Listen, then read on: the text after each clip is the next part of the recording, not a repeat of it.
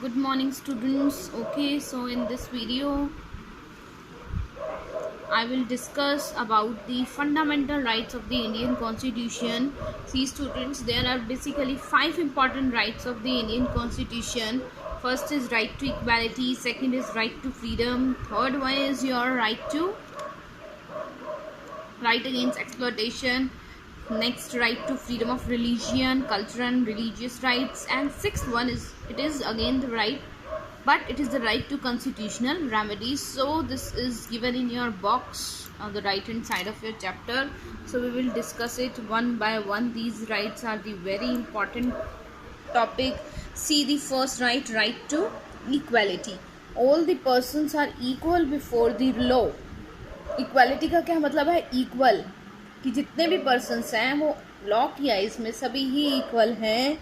This means that all person shall be equally protected by the law of the country. इसका मतलब law जो है वो सबको प्रोटेक्ट करेगा. ऐसा नहीं है कि कोई लो कास्ट का पर्सन है, लोअर कास्ट का, या कोई जो है पुअर है, लो उसके अगेंस्ट चला जाएगा. नहीं, लॉ की आइज में सब ही इक्वल हैं. It also states that no citizen can be discriminated against on the basis of their religion.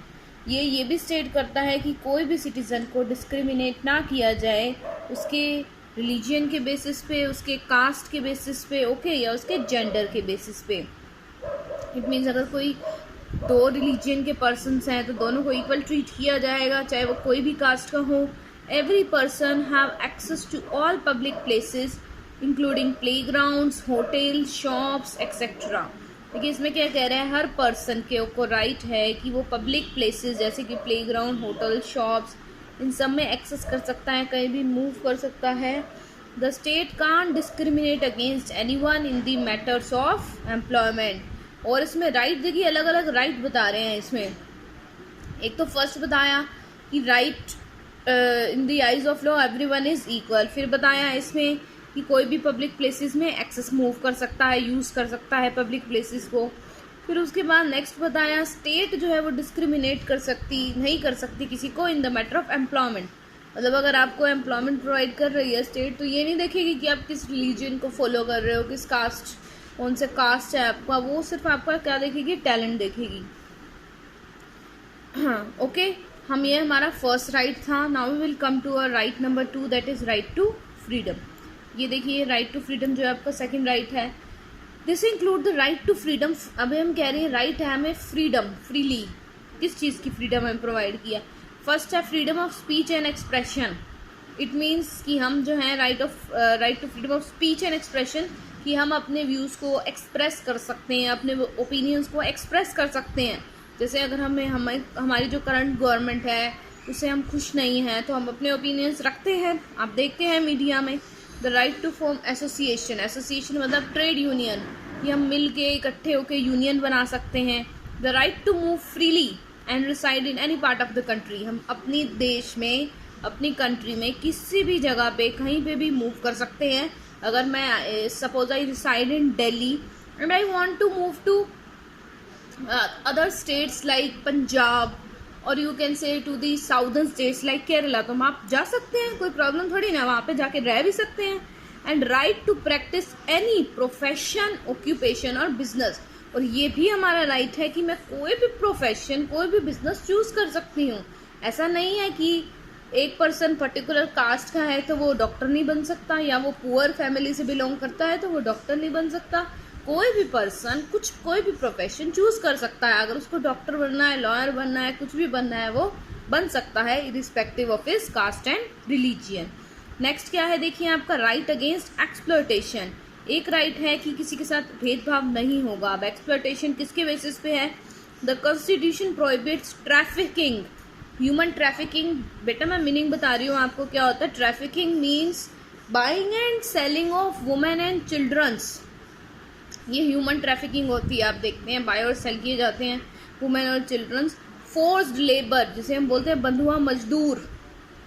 And children working under 14 years of age. Exploitation, कि अगर आप ह्यूमन ट्रैफिकिंग कर रहे हो, आप फोर्स किसी से ज़बरदस्ती बंधुआ मजदूरी करवा रहे हो, या आप जो है कोई ऐसा बच्चा जो 14 ईयर से कम एज का है उससे काम करवा रहे हैं, हम देखते हैं बच्चे जो हैं वो माइनिंग साइट्स पे काम करते हैं, तो ये पनिशेबल एक्ट होगा, ये होगा राइट अगेंस्ट एक्सप्लॉयटेशन।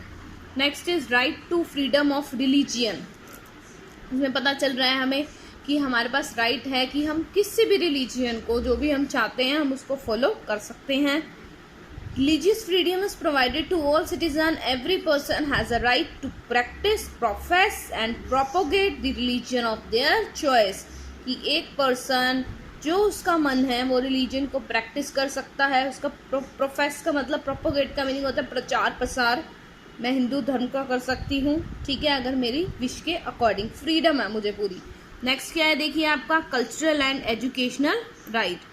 ये देखिए ये क्या कह रहा है, the constitution states that all the minorities religious and linguistics can set up their own educational institution in order to preserve and develop their own culture.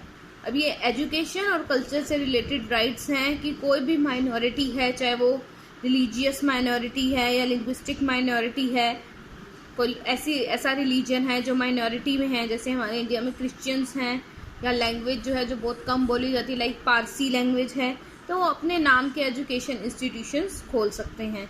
Next है राइट टू कॉन्स्टिट्यूशनल रेमेडीज। देखिए ये सबसे important right है। ये क्या कहता है कि अगर जो है आपने अभी ये 5 फंडामेंटल राइट्स पढ़े, सपोज ये जो 5 फंडामेंटल राइट्स हैं आपके, अगर हमारा स्टेट कोई भी फॉलो नहीं कर रहा है तो क्या हो?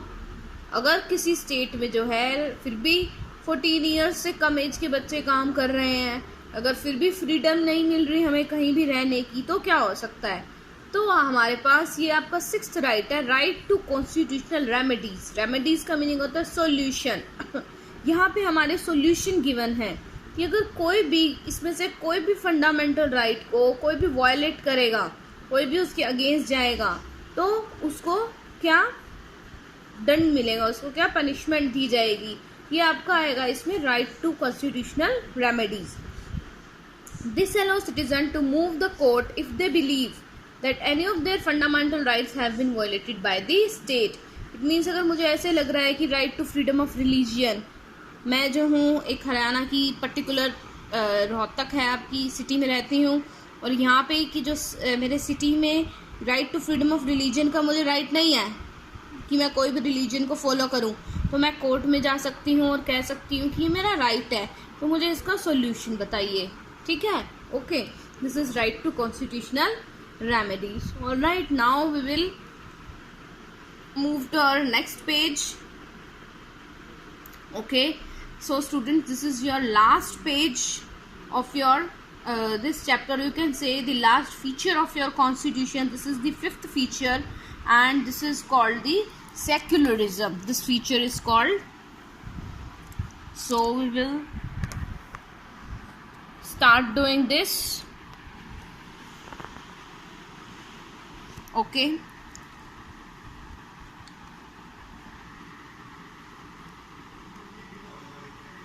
this is secularism. A secular state is one in which the state doesn't officially promote any one religion as a state religion. We will read about this in the following chapter. Secularism simple अगर आपको definition बताएं तो हम ये कहेंगे कि यहाँ पे कोई भी एक स्टेट जो है वो पर्टिकुलर रिलीजियन को फॉलो नहीं करेगी। ये नहीं है हरियाणा स्टेट है तो उसका रिलीजियन अलग होगा, पंजाब स्टेट का रिलीजियन अलग होगा, कोई भी ऑफिशियल रिलीजियन नहीं होगा। अब देखिए अब हम पढ़ेंगे, you now understand the ways in which the country history often determines the kind of constitution that a country adopt for itself. देखिए अब आपने देखा कि हमारी कंट्री की हिस्ट्री में जब कॉन्स्टिट्यूशन बना था उससे क्या इंपॉर्टेंट फीचर्स थे। The constitution plays a crucial role in laying out the ideals that we would like all citizen of the country to adhere to, including the representative that we elect to rule us. देखिए constitution बहुत important role play करता है उन ideals को ले out, उन policies को बनाने में जो हर सिटीज़न कंट्री की उसको फॉलो करें, इंक्लूडिंग सिर्फ सिटीजन्स ही नहीं, जो रिप्रेजेंटेटिव है वो भी इसको फॉलो करें। Just like in the game of football, change in constitution rules will affect the game. Indian constitution has been changed over the years to reflect new concerns of the policy. Often a major change in the constitution means a change in the fundamental nature of the country. देखिए constitution में amendments होती रहती हैं, थोड़ी बहुत reforms आते रहते हैं, लेकिन अगर मेजर चेंज आएगा इट मीन्स उस कंट्री की नेचर ही चेंज हो गई है. We saw this in the case of, जैसे हमने नेपाल में देखा, नेपाल में जो है मोनार्की थी, मोनार्की से वो किस में कन्वर्ट होगी, डेमोक्रेटिक कंट्री में, तो उन्होंने एक नया कॉन्स्टिट्यूशन जो है वो फॉर्म किया था, जैसे आपने देखा था उसमें. The different features of the Indian constitution outlined above involves complicated ideas that are often not easy to grasp. इसमें कुछ डिफ़िकल्ट आप देख रहे होंगे, कुछ कॉम्प्लिकेटेड आइडियाज़ भी होंगे इनके फीचर्स में. Don't worry too much about this for a moment. In the rest of the book, देखिए आप हायर क्लासेस में जाएंगे, इसमें कह रहे हैं आप रेस्ट ऑफ द बुक के आगे के चैप्टर्स पढ़ेंगे तो आपको हर एक टॉपिक के बारे में, हर एक फंक्शन के बारे में ईजिली जो है ईजी अंडरस्टैंडिंग हो जाएगी, क्योंकि पर्टिकुलर हर चैप्टर में इस हर फीचर्स का पर्टिकुलर मीनिंग है, उनकी पूरी एक्सप्लेनेशन है. So this is all about today's discussion. Students, ये बहुत इंपॉर्टेंट है, आपके जो राइट्स हैं वो इसमें सबसे ज़्यादा इंपॉर्टेंट हैं, तो आपको अच्छे से इसको अंडरस्टैंड करना है and listen to this video at least 2-3 times. Okay, thank you students.